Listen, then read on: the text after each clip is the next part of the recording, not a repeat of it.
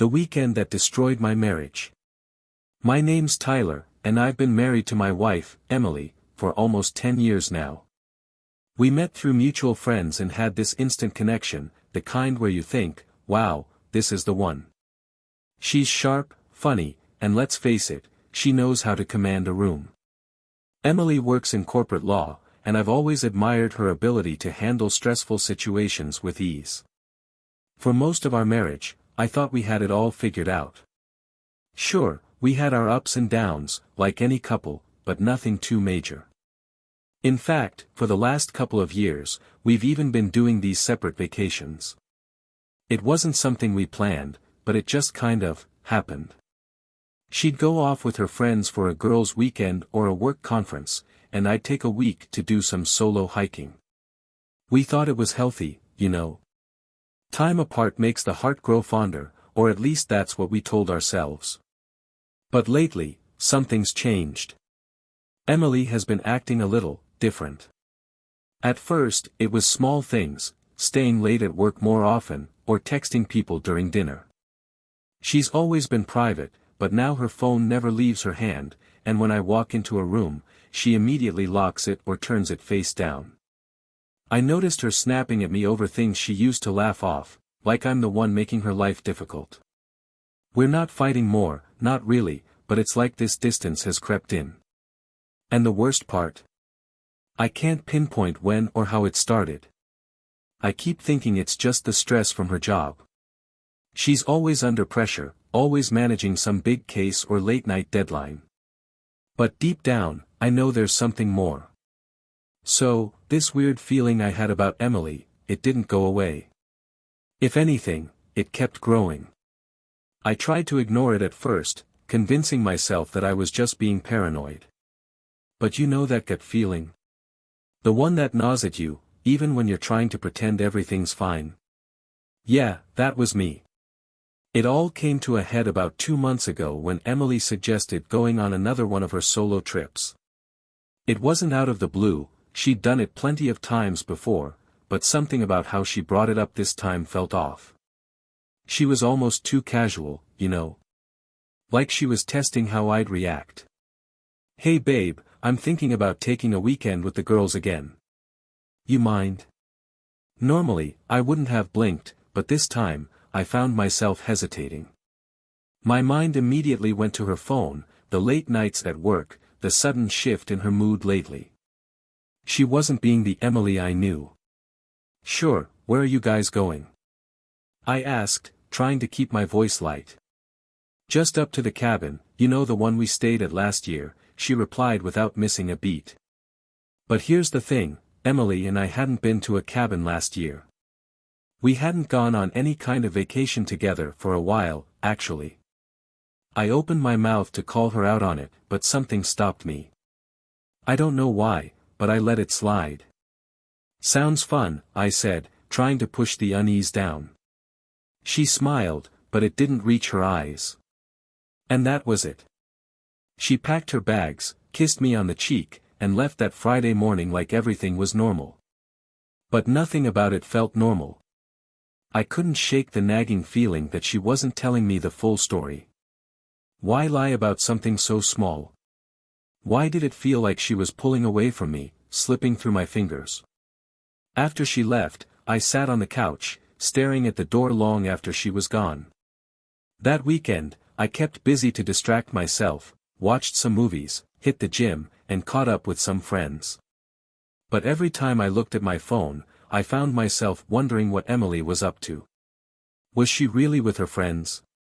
Or was there something else going on? By Sunday night, when she was supposed to come back, I decided to stop waiting around. I'd never been the suspicious type before, but that gut feeling had gotten too loud to ignore. So, I did something I'm not proud of, I checked her social media. Emily is smart. She's not the kind of person who overshares online, so I didn't find much. But there was one thing that caught my eye. One of her friends, someone she claimed to be on this trip with, had posted photos that weekend, pictures of her out in the city, nowhere near a cabin. It didn't add up. After seeing those photos, my mind went into overdrive. I couldn't shake the image of her friend laughing and clinking glasses in some rooftop bar when she was supposed to be in a cabin with Emily. If Emily wasn't with her, then where was she? Who was she with? My chest tightened with this awful sinking feeling, and for the first time, I couldn't just push it aside. I tried calling Emily that Sunday evening, but it went straight to voicemail. That was strange. She always picks up, or at least texts me back within a few minutes. I stared at my phone for what felt like forever, debating whether or not to send another message. Maybe her phone was just dead. Or maybe there was no reception up in the mountains. All reasonable explanations, right? But then I remembered the last time we'd gone on a trip to a cabin, and we had perfect cell service the whole time. That night, I barely slept. I kept telling myself that I was overreacting, that Emily would walk through the door Monday morning with some perfectly reasonable explanation, and I'd feel like an idiot for doubting her. But deep down, I knew that something was wrong. My mind was racing through all the possibilities, none of them good. When I woke up the next day, she still hadn't called. Nothing. I could feel my pulse in my throat as I sat there, staring at my phone, waiting for any sign from her. By noon, I couldn't take it anymore. I called her again. This time, the phone rang once, then got disconnected.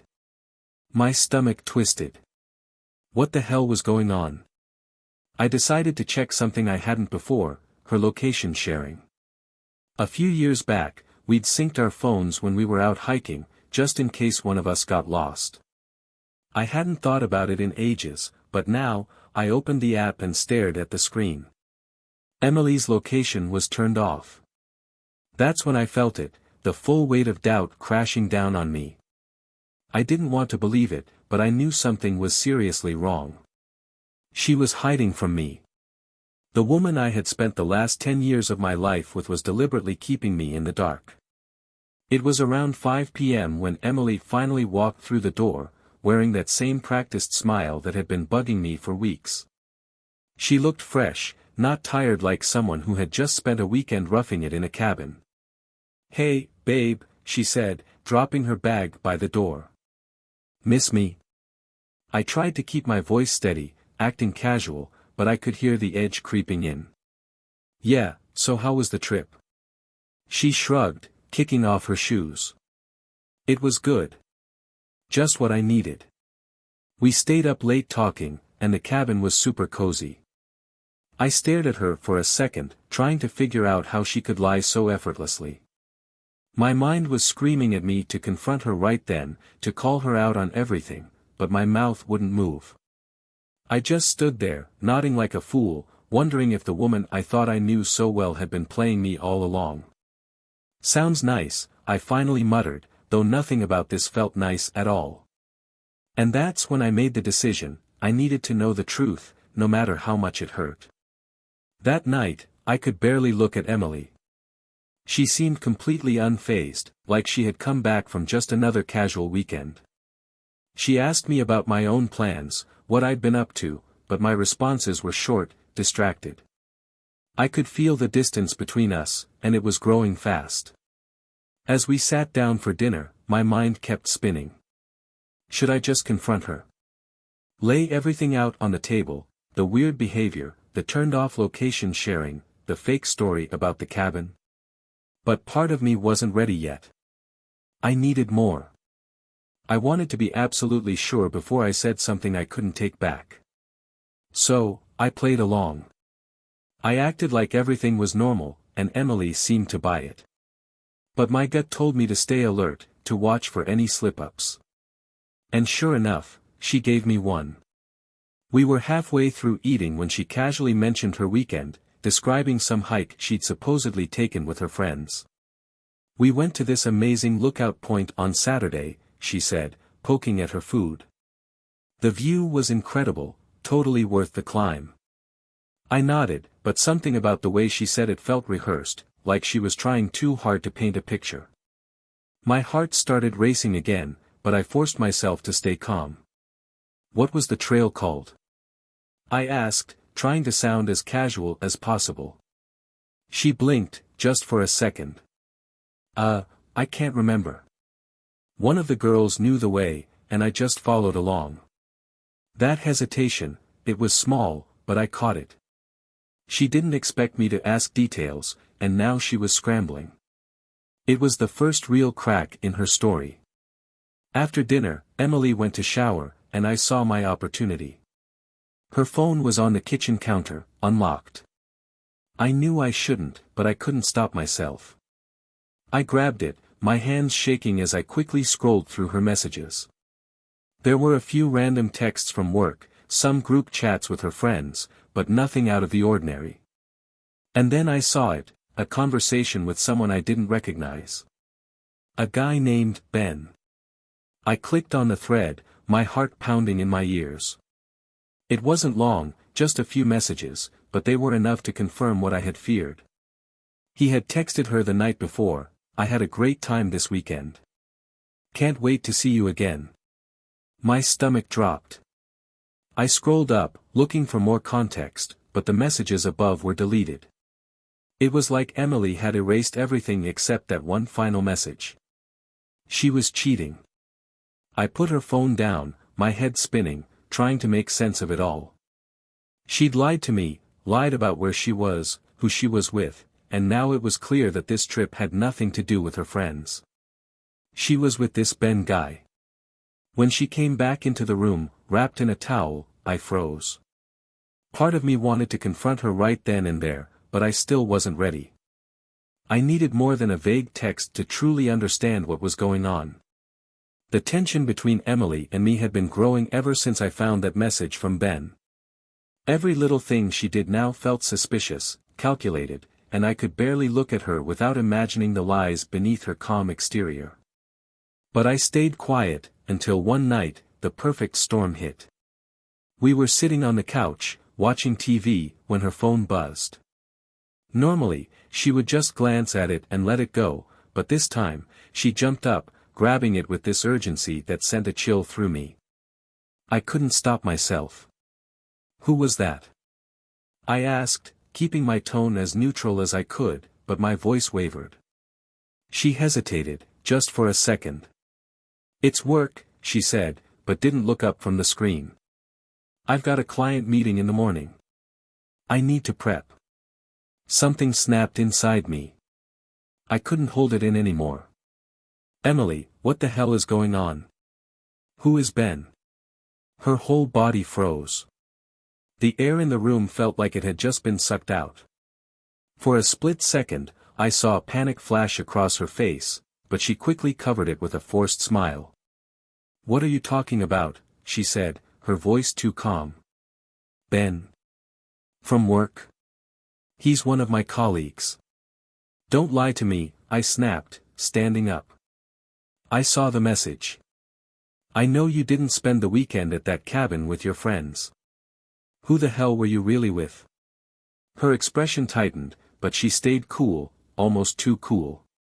"I don't know what kind of crazy ideas you've got in your head, Tyler," she said, crossing her arms defensively. "But this is ridiculous. Ben is a colleague. We've worked together for years. I don't know where you're getting this from." I could feel my anger boiling over. "Then why did he say, 'I had a great time this weekend'? And don't act like you were on some hike. You don't even know the name of the trail. Were you even on that path, Emily, or were you just making out with him the whole time?" That hit her. For the first time, she looked shaken. But she was quick, too quick. "I can't believe you're accusing me of this," she shot back, her eyes narrowing. "We did go on a hike. Ben was there, along with everyone else from work. It was a team-building retreat, for God's sake. You're blowing this way out of proportion. You've been paranoid for weeks, Tyler. I don't know what's going on with you, but this is insane." Her words were smooth, almost rehearsed, and I realized just how good she was at this. She was a lawyer, after all, used to thinking fast and getting out of tight spots. But I wasn't backing down. "If it was a work retreat, why didn't you tell me?" I demanded. "Why lie about being with your friends?" And why delete the rest of the messages? For a second, I saw her falter. She looked away, biting her lip, trying to think. But she recovered quickly. I didn't tell you because I didn't want to deal with this exact conversation, she said, her voice hardening. I knew you'd get jealous, and I didn't want to fight. And the messages? I deleted them because Ben and I were talking about confidential work stuff I'm not allowed to share. I'm not hiding anything, Tyler. You're the one turning this into something it's not. Her explanation was so smooth, so calculated, that for a moment, I almost believed her. But something still didn't sit right. I couldn't shake the feeling that she was twisting things, manipulating the situation to cover her tracks. Yet, I couldn't prove it, not without more evidence. Emily took a step closer, her voice softening now. Tyler, I love you. I know things have been tense lately, and I'm sorry if I've seemed distant. But there's nothing going on, okay? You have to trust me. I stood there, feeling my resolve waver. She was good, too good. And for the first time, I realized just how much she had perfected the art of lying. But I wasn't ready to give in just yet. I nodded slowly, not because I believed her, but because I knew I needed to be smarter if I was going to uncover the real truth. Even though Emily had dodged my questions like a pro, the doubt was still there, gnawing at me. She had spun her words so perfectly, making it sound like I was the one being paranoid, but deep down, I couldn't shake the feeling that something was terribly wrong. The tension between us lingered for days.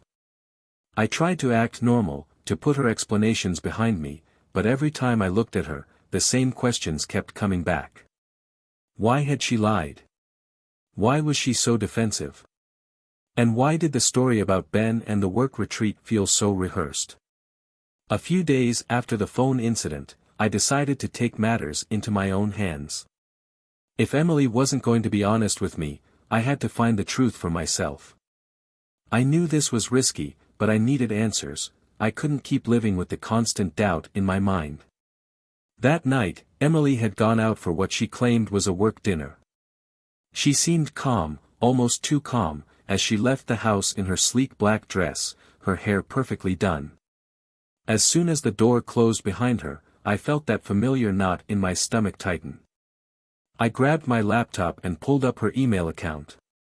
We had shared the same login for years, mostly for convenience when we booked trips or managed finances. But lately, I hadn't been checking it. Now, I felt like I had to. I scrolled through her emails, my heart racing. Most of it was work-related, just like she said, contracts, legal memos, meeting schedules. But then, buried in a string of mundane emails, I found something that made my stomach drop. It was an email from Ben, sent a week before the retreat. The subject line was simple, "Can't wait for this weekend winking face." I opened the email, my hands trembling. It wasn't long, just a few lines of text, but it was enough to confirm what I had feared all along. I've been thinking about you all week. Just us, finally. No more hiding. I'll bring the wine, you bring that smile. See you Friday, gorgeous. I stared at the screen, my vision blurring as the reality of it hit me like a freight train. This wasn't some innocent work trip. Emily had been lying through her teeth, and the truth was staring me in the face. For a moment, I couldn't breathe. My mind raced with 1,000 thoughts, anger, betrayal, disbelief. How long had this been going on? Was it just Ben, or were there others? I felt sick, physically sick, as the weight of it all crashed down on me. But then, something else caught my eye, an attachment. I clicked on it, my heart pounding. It was a photo. Of the two of them. Sitting on a balcony somewhere, laughing, glasses of wine in hand. Emily's face was lit up, her smile wide and carefree, like she didn't have a care in the world. Like she wasn't hiding a massive betrayal from her husband. I sat there, staring at the photo, feeling like I had been punched in the gut. The woman I thought I knew, the woman I had built my life with, wasn't who I thought she was. By the time Emily came home, I had put the laptop away, but the evidence sat in my head like a ticking time bomb. I watched her walk through the door, still looking every bit the polished, professional woman I had fallen in love with. She smiled at me, acting like everything was normal. But nothing about this was normal. "Hey babe," she said, casually setting her bag down. "Dinner ran late, sorry I'm home so late." I nodded, not trusting myself to speak. My mind was screaming with questions, accusations, but I knew now wasn't the time. She had been hiding things for this long. If I was going to confront her, I needed more than just an email and a photo. I needed the whole story. "Everything okay?" she asked, noticing my silence. I forced a smile. "Yeah. Just tired." She gave me a quick kiss on the cheek, and I felt my skin crawl. How could she do this? How could she pretend everything was fine after what I had just seen? But I kept my cool. I had to. I wasn't ready to confront her, not yet. I needed more. And soon, I was going to get it. I spent the next few days gathering every piece of information I could. Checking her phone whenever she wasn't looking, going through her emails, and piecing together a timeline of her lies. And the more I uncovered, the worse it got. There were texts from Ben, more emails, even pictures of them together in places she had never mentioned. They had been meeting up for months, maybe longer, and I had been blind to all of it. But no matter how much I found, I still wasn't ready to explode. Not yet. Something in me wanted her to confess, to see if she had it in her to admit what she had done. After days of piecing together more and more of Emily's lies, I couldn't take it anymore. Every moment around her felt like a ticking bomb, and the tension in the house was unbearable. I knew I had to confront her, but a part of me kept waiting for her to come clean, to admit to the affair, to show even a flicker of guilt. But nothing. She went on as if everything was perfectly normal, and that only made it worse. It was a Friday night when I decided to push the issue. I couldn't take the charade any longer, so I suggested something simple, a weekend away. Just the two of us. I wanted to see how she would react, if she'd even entertain the idea of spending time together. "Hey, I said casually over dinner. What do you think about getting away this weekend? Just us. Maybe drive up to the lake, get some fresh air. We haven't really spent time together in a while." She glanced up from her plate, her expression immediately guarded. "This weekend?" she asked, as if I had suggested something outrageous. "Yeah," I said, trying to sound light. "We could use some time together, don't you think?" She hesitated, her eyes flicking toward her phone, which was sitting on the table face down, as always. "I don't know, Ty. I've got a ton of work to catch up on. There's a meeting Monday that I need to prep for, and honestly, I'm just exhausted." I clenched my jaw, feeling that familiar anger rising in my chest. It was the same excuse she always used. Work. Always work. And I knew damn well that wasn't the real reason. "Come on, Emily," I pressed. "You've been saying that for weeks. Can't you just put it off for a couple of days? We need this." Her face tightened, and I saw the defensiveness flare up instantly. "Tyler, I'm serious. I can't just drop everything and go away. I have responsibilities, deadlines. You know that." I stared at her, feeling the anger boiling over. "What's really going on, Em?" I asked, my voice lowering. "Because it's not just about work, is it?" She blinked, caught off guard by the change in my tone. "What are you talking about?" she said, her voice sharp. "I'm talking about us," I said, trying to keep my voice steady. "We haven't been right for months. You're always too busy, too tired, too distracted. And whenever I try to make plans, you find a way to back out." Her eyes narrowed. "I don't know what you're implying, but I have been working my ass off. You know how important this case is to me." "That's not what I'm talking about," I said, my voice rising despite myself. I'm talking about how you're never here, Emily.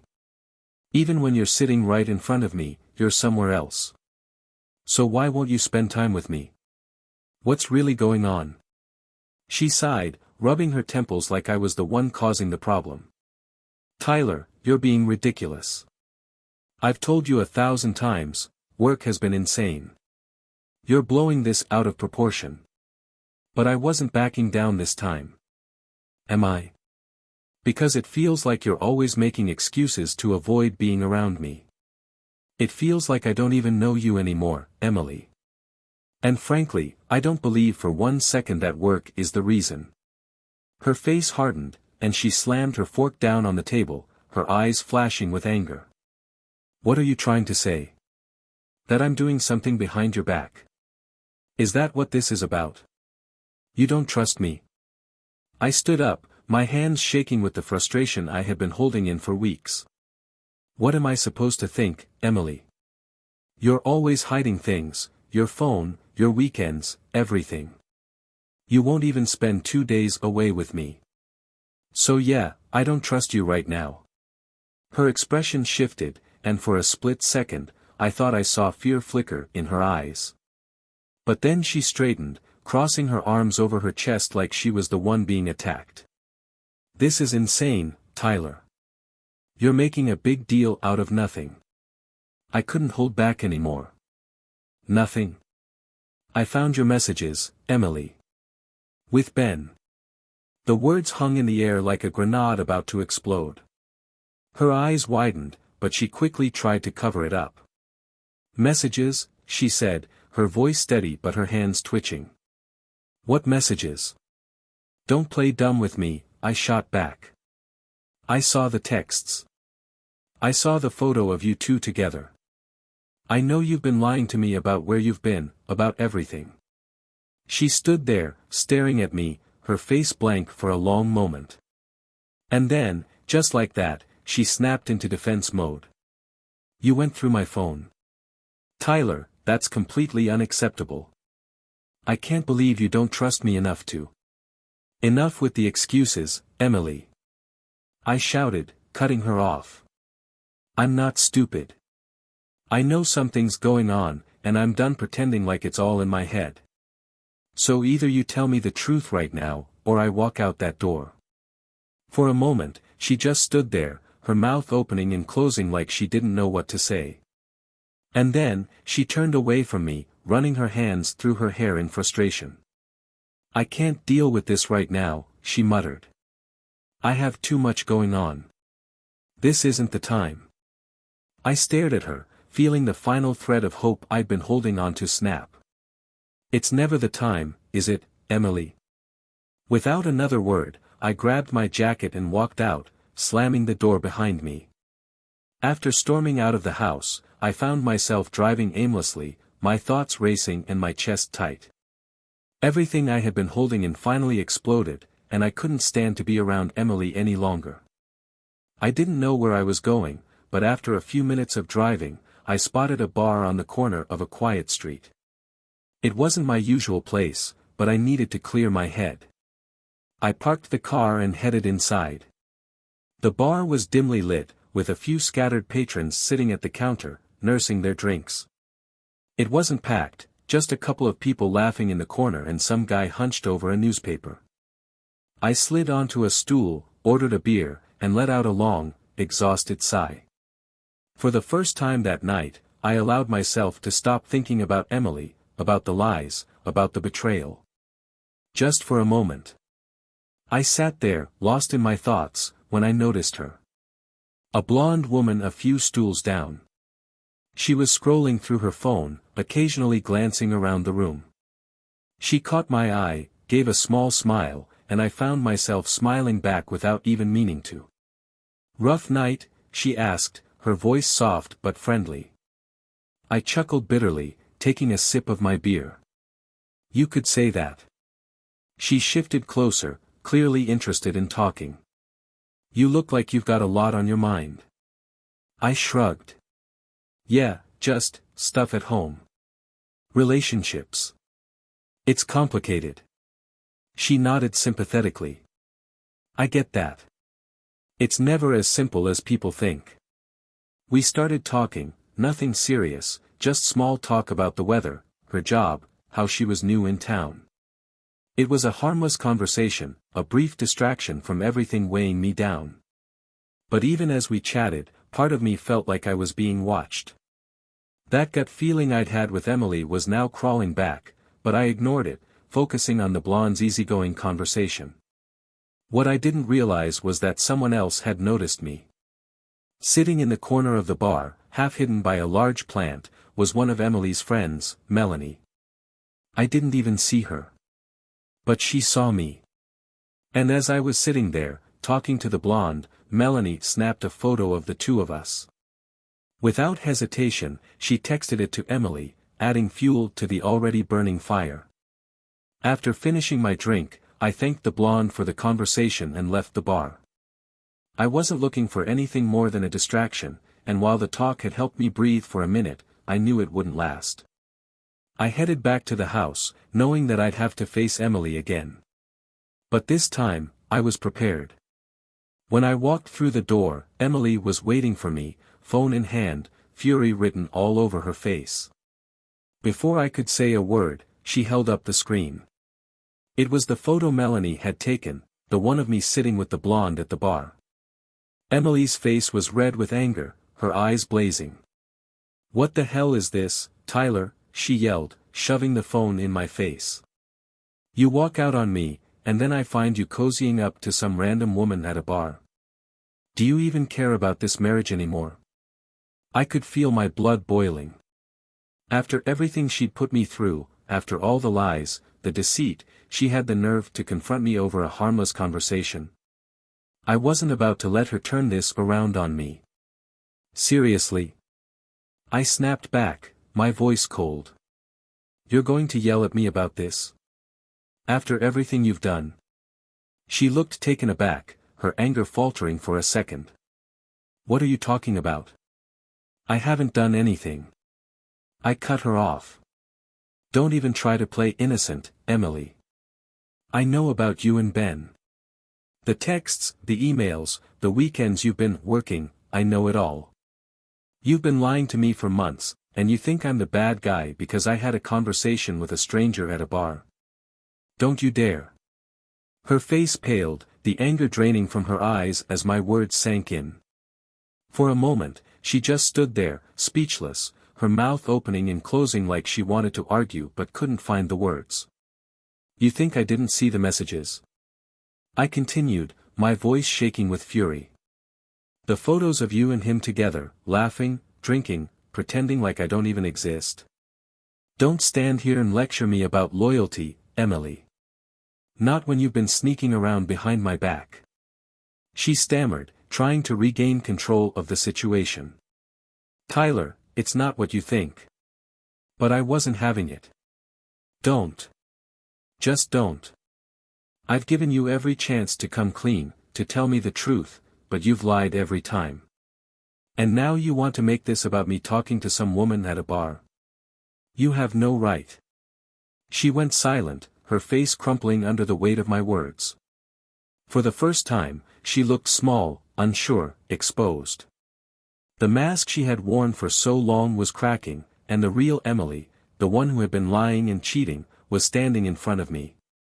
I shook my head, feeling both rage and sadness swell up inside me. "You've destroyed this, Emily. Whatever we had, whatever trust was left, it's gone." She didn't respond. She just stood there, staring at me, her phone still clutched in her hand. For the first time in weeks, I saw the truth in her eyes. She knew I was right. And now, there was nothing left to say. The weekend began exactly how I expected. Emily was distant, her phone constantly buzzing, and every time I suggested we spend some time together, she had an excuse. "I'm behind on work," she said, barely glancing up from her laptop. "Maybe later, okay?" But I knew the truth. She wasn't working. She had planned her weekend with Ben, just like I had seen in those emails, and she wasn't even trying to hide it anymore. It was all about timing now, when would she leave? How long would she pretend to work before heading out to meet him? By Saturday afternoon, her excuses were piling up, and I could feel the tension in the air. Then, just like clockwork, she said she had to go into the office for a last-minute meeting. She gave me the same practiced smile, grabbed her bag, and hurried out the door without even a second glance.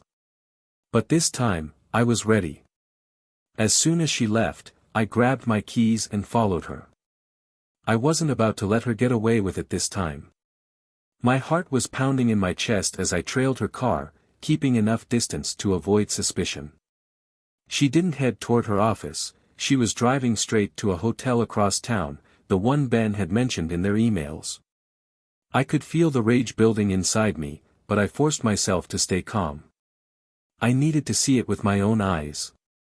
When she pulled into the hotel parking lot, I waited a few minutes before stepping out of my car. I followed her inside, keeping my distance as she made her way to the elevator. I felt sick to my stomach, but I had to know. I had to see her with him. I waited until she disappeared into a room on the third floor before making my move. My hands were shaking, my heart racing, but I forced myself forward. I didn't knock. I just opened the door.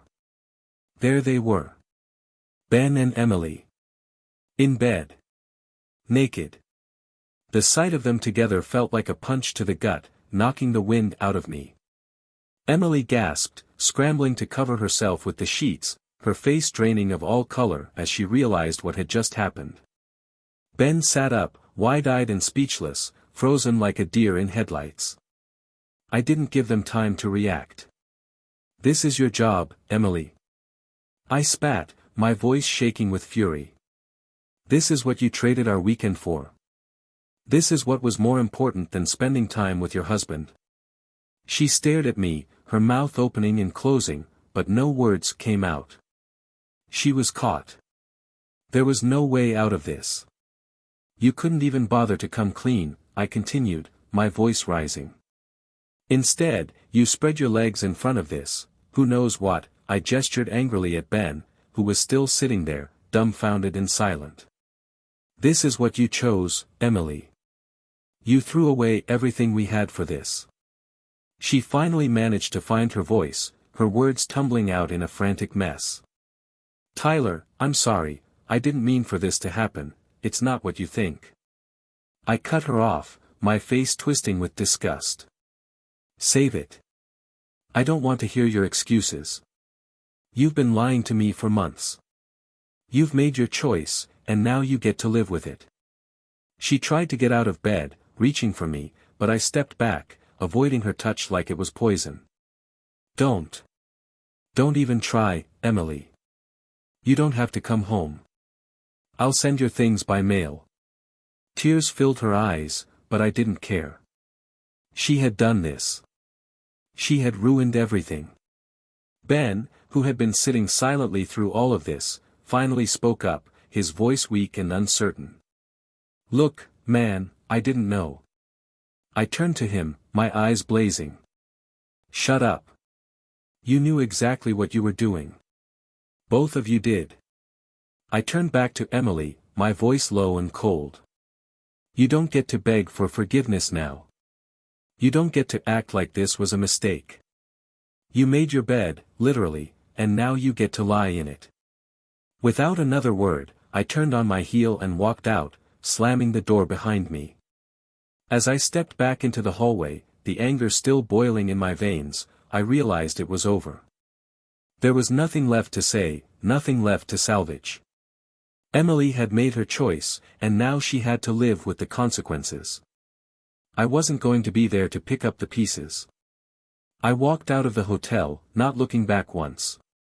A few days after catching Emily with Ben, the whirlwind of emotions started to settle. I was done. Done with the lies, done with the pain, and done with holding on to something that was already broken beyond repair. The house felt empty without her, but at the same time, a strange sense of freedom began to creep in. I hadn't realized how much weight I'd been carrying around until it was gone. That same blonde from the bar, the the one who had been just a distraction on that terrible night, had left an impression on me. She was easy to talk to, laid back, and most importantly, there was no history, no baggage. So, I texted her, asking if she wanted to come over for a drink. Nothing too serious, just a way to remind myself that life could move on. To my surprise, she said yes. We planned for her to come over that evening.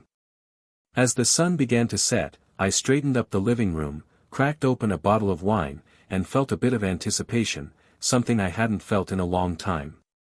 Maybe this was the start of something new. Maybe, for once, things could be simple. She arrived just after 8, looking casual but put together, that same warm smile on her face as she stepped through the door. "Hey," she said, her voice as easy as it had been in the bar. "Thanks for inviting me." We settled into conversation, the atmosphere light and relaxed, nothing forced. It was a welcome change after the intensity of the past few months. We laughed, drank wine, and for a while, it felt like the weight of everything that had happened with Emily had finally lifted. I could breathe again. But just as we were getting comfortable, there was a knock at the door. A loud, urgent knock. My heart sank. I didn't need to open it to know who it was. I walked to the door, bracing myself, and opened it to find Emily standing there, her eyes red and puffy like she had been crying for hours. She looked terrible, disheveled, broken. It was a far cry from the woman who had walked out of our house just a week ago, full of confidence and secrets.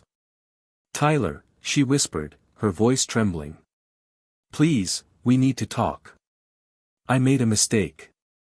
I don't know what I was thinking." I sighed, my heart cold, knowing exactly what was coming. "Emily, there's nothing left to say. It's over." Her eyes filled with tears, her voice desperate now. No, it can't be over. We've been through so much, we can fix this. I'll do anything, Tyler. I was stupid, I was lost, but I know now. I know I want to be with you." I could hear the plea in her voice, the way it cracked under the weight of her guilt. But it didn't move me. Not anymore. I had heard all the lies, seen the betrayal, and now I was standing in the doorway of a new life. Before I could respond, the blonde appeared behind me, leaning against the doorway, holding her glass of wine. She didn't say anything, just flashed a curious smile, completely unaware of the history unfolding in front of her. Emily's eyes went wide, her gaze darting between the blonde and me. In an instant, she realized what was happening. The color drained from her face, and she took a step back, her hand covering her mouth as tears welled up. You already moved on," she stammered, her voice barely a whisper. I stood firm, my tone calm but resolute. "You made your choice, Emily. I'm making mine. I have a new life now. You don't belong here anymore." The blonde gave a small wave from behind me, and that was all it took. Emily's tears spilled over, her body shaking as she tried to hold herself together. I'm sorry," she sobbed, her voice breaking. "I'm so sorry, Tyler. I didn't mean for it to end like this." I shook my head. "You don't have to explain anymore. It's done. You need to go." She looked at me one last time, her face twisted with regret, then turned and walked away, crying softly as she disappeared down the driveway into the night. I stood there for a moment, watching her leave, a mix of finality and peace settling over me. It was the end of one chapter and the beginning of something new. I closed the door behind her and turned to face the blonde. She looked at me with a gentle curiosity, clearly sensing the intensity of the moment but not pressing for details. "You okay?" she asked quietly. I nodded, feeling lighter than I had in months. "Yeah. I think I am." The past was behind me now, and for the first time in a long time, I was ready to look forward.